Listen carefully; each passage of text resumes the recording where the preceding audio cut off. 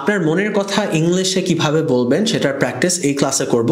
তো ধরেন এই মানুষটা আপনি এবং আপনার মাথায় এই বাংলা কথাগুলো ঘুরঘুর করছে, এগুলো মুখ খুলে ইংলিশে কিভাবে বলবেন চলেন দেখে ফেলি। আজকে আমার অনেক কিছু করতে হবে। এই মহিলাটা ভাবছে যে আজকে আমার অনেক কিছু করতে হবে, তো আমার কিছু করতে হবে এই ধরনের কথা ইংলিশে আই হ্যাভ টু দিয়ে শুরু হয়। তো লিখে ফেলি বা বলেও ফেলি আই হ্যাভ টু, এতটুকু বুঝেছি, এটা দিয়ে শুরু হবে। আজকে আমার অনেক কিছু করতে হবে, আই হ্যাভ টু ডু, আমার করতে হবে অনেক কিছু, many things today, I have to do many things today. এত কাজ কিভাবে করব আমি, প্রশ্ন করছে নিজেকে, এত কাজ কিভাবে করব আমি। এসব প্রশ্ন হাউ দিয়ে করতে হয়। তো কিভাবে করব ভবিষ্যতে হাউ উইল, ওকে।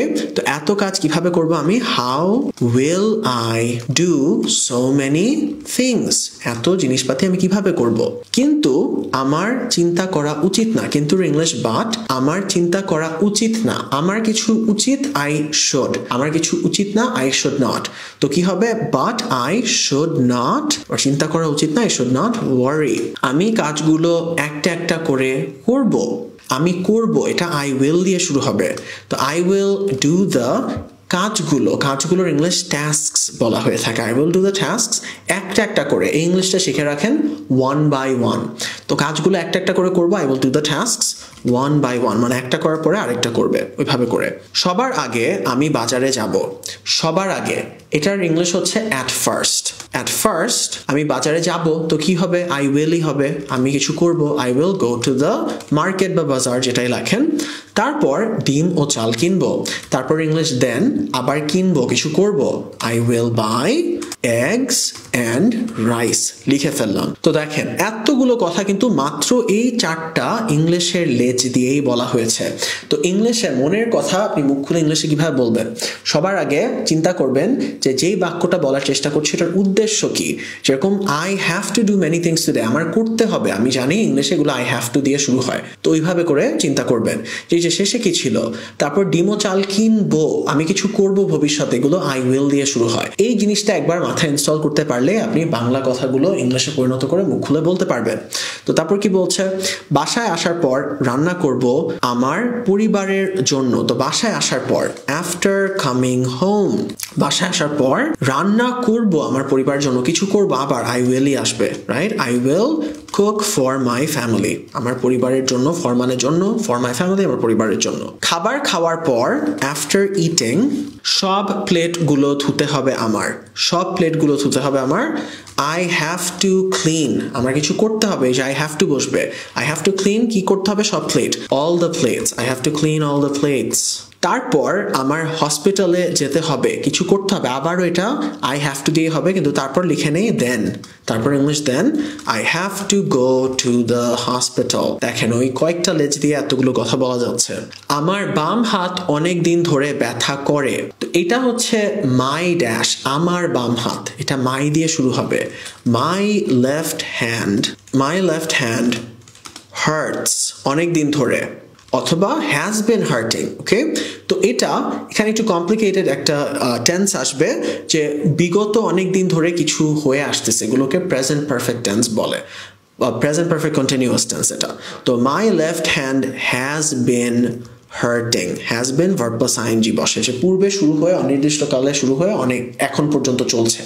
তো my left hand has been hurting অনেক দিন ধরে, ফর মেনি ডেজ, এটা একটু কমপ্লিকেটেড।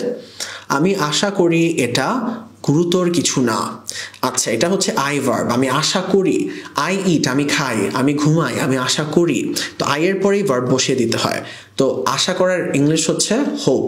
তো আই হোপ এটা গুরুতর কিছু না, it is not something serious. তো I hope it is not something serious, যেটা সিরিয়াস কিছু না। অলরাইট গাইস, লিখে ফেললাম। হসপিটাল থেকে বাসায় আসার পরে, তো after coming home from the hospital, okay, hospital থেকে বাসায় আসার পরে কি লেখা, রাতের খাবার রান্না করতে হবে, আবার কিছু করতে হবে, আই হ্যাভ টু কুক রাতের খাবার, ইংলিশ ডিনার। আমরা আজকে রাতে সবাই ইলিশ মাছ খাবো, আমরা কিছু খাবো, করব, উই উইল, আমরা আজকে রাতে সবাই ইলিশ মাছ খাবো, উই উইল অল, আমরা সবাই কিছু করব, we will all eat ilish বা হিলসা, যেটাই লেখেন, hilsa fish tonight for dinner, আমরা রাতে বা মাছ খাবো tonight, we will all eat hilsa fish tonight লিখলেই হবে। ওকে, তারপর আমার ঘুমানো উচিত, আমার কিছু করা উচিত, I should. দেন তারপর I should sleep.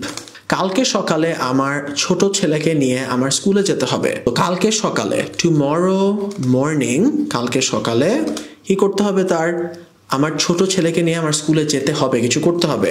I have to go to school, আমার ছোট ছেলেকে নিয়ে, with my younger son, মানে ধরেন দুইটা ছেলে আছে, ওর মধ্যে ছোট যে, তো ইংলিশে ওইভাবে বলা হয়, বুঝছেন, যে আমার ছোট ছেলেকে নিয়ে, অথবা my youngest son যদি সবচেয়ে ছোট হয়ে থাকে, with my youngest son. There you go. তো একবার রিক্যাপ দেই, হাসপাতাল থেকে বাসায় আসার পরে after coming home from the hospital রাতের খাবার রান্না করতে হবে, I have to cook dinner. তারপর আমরা আজকে রাতে সবাই ইলিশ মাছ খাবো, we will all eat hilsa fish tonight. তারপর আমার ঘুমানো উচিত, then I should sleep, তারপর আমার ঘুমানো উচিত। কালকে সকালে tomorrow morning আমার ছোট ছেলেকে নিয়ে আমার স্কুলে যেতে হবে, I have to go to school with my youngest son. Alright guys, so that is it for this video. আশা করি বুঝতে পেরেছেন যে আপনার মাথায় বাংলা কথাগুলো যদি থাকে যেগুলো আপনি ইংলিশে মুখ খুলে বলতে চাচ্ছেন, সবার আগে চিন্তা করবেন যে ওই বাক্যটার উদ্দেশ্যটা কি, উদ্দেশ্য ধরলেই বুঝবেন ইংলিশে কোন লেজটা দিয়ে শুরু হবে। অলরাইট, যে আমি কিছু করব তাহলে I will দিয়ে শুরু হবে, তারপর আপনি বাকি শব্দগুলো লাগাতে থাকবেন। Alright, that is it for this video. আমার নাম তানভীর এবং প্রত্যেকদিন ইংলিশ লার্নিং কন্টেন্টের জন্য ইংলিশ বলকে ফলো করুন।